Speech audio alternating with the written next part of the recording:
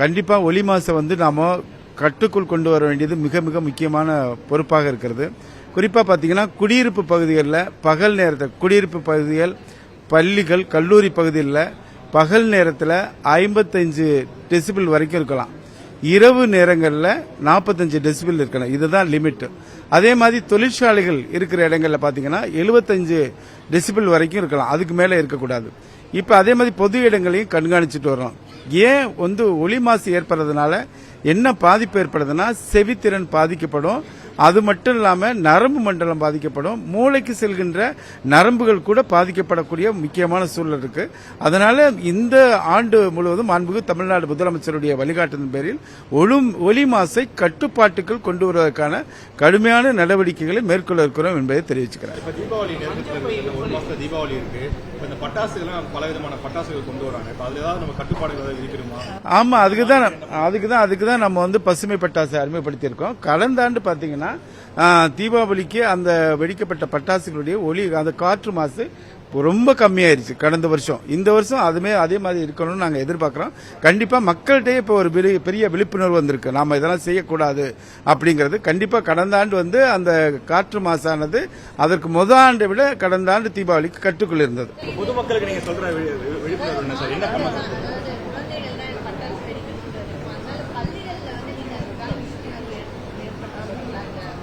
கண்டிப்பா எப்படி பிளாஸ்டிக்கு நாம எதிராக பல்வேறு நடவடிக்கைகள் மேற்கொள்றோமோ அதே மாதிரி மக்கள்கிட்ட பள்ளி அளவில், கல்லூரி அளவில் ஒருங்கிணைப்பாளர்களை நியமிக்க இருக்கோம்.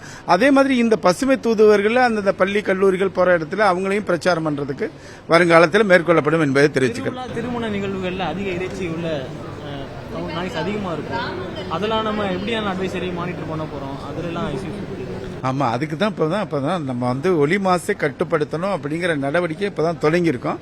காலப்போக்கில் அதுவே மக்கள் மனசுல மாற்றம் ஏற்பட்டு கண்டிப்பாக இதையும் நாம கவனம் செலுத்த இருக்கிறோம் என்பதை தெரிவிச்சுக்கிறேன்.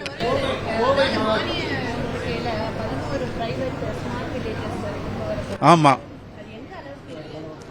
அதான் இப்ப பாத்தீங்கன்னா கிளைமேட் ஸ்மார்ட் வில்லேஜஸ், அதாவது காலநிலை திறன்மிகு கிராமங்கள் அப்படிங்கிற திட்டம் மாண்புமிகு தமிழ்நாடு முதலமைச்சருடைய வழிகாட்டுதலின்படி ஏற்படுத்தப்பட்டது. ஒவ்வொரு அந்த கிராமங்களுக்கும் ஸ்மார்ட் வில்லேஜஸ்க்கும் 1 கோடி ரூபாயில முதல் கட்டமாகும். அதே மாதிரி உள வங்கி துணையுடன் அந்த திட்டங்கள் மேற்கொள்ள இருக்கிறோம். குறிப்பா பாத்தீங்கன்னா பிச்சவரம், முத்துப்பேட்டையில் இருக்கிற அந்த முத்துப்பேட்டை, அதே மாதிரி கோடியக்கரை, ராமேஸ்வரம், அதே மாதிரி ஏற்காடு, ஊட்டி, கொடைக்கானல், திருச்செந்தூர் போன்ற முக்கியமான சுற்றுலா தலங்களை தான் நம்ம இந்த கிளைமேட் ஸ்மார்ட் வில்லேஜஸா நம்ம செலக்ட் பண்ணியிருக்கோம். அதற்கான பணிகளை தொடக்க பணிகள் டிபிஆர் பணிகள் மேற்கொள்ள இருக்கிறோம்.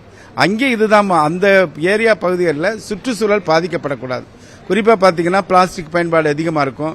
அதே மாதிரி வாகனங்கள் அதிகமா செல்றதுனால அங்கே காற்று மாசு ஏற்படும்.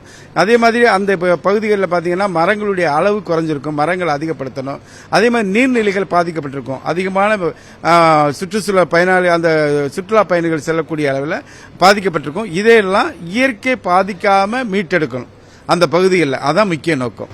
மாவட்டம் தடாகம் பகுதியில் செங்கல் சூளைக்கு புதிய கட்டுப்பாடு மாசு கட்டுப்பாடு வருதுல, அதுக்கு எதிராக பசுமை தீர்ப்பாயம் உத்தரவு கொடுத்திருக்கு. எப்படி கையாள போகுது சார் மாசு கட்டுப்பாடு? அதாவது அந்த தடாகம் பகுதியில் இருக்கின்ற செங்கல் சூளை பாத்தீங்கன்னா ஹாக்கா லிமிட்ல இருக்கு. அதை தடை பண்ணி இது வரைக்கும் அனுமதி இல்லை. அனைத்து செங்கல் சூளைகளும் மூடப்பட்டிருக்கிறது என்பதை தெரிவிச்சுக்கிறேன். எங்கேயுமே செயல்படல, எல்லாம் மூடி இருக்கு. செய்திகளை உடனுக்குடனும் துல்லியமாகவும் தெரிந்து கொள்ள சப்ஸ்கிரைப் பண்ணுங்க.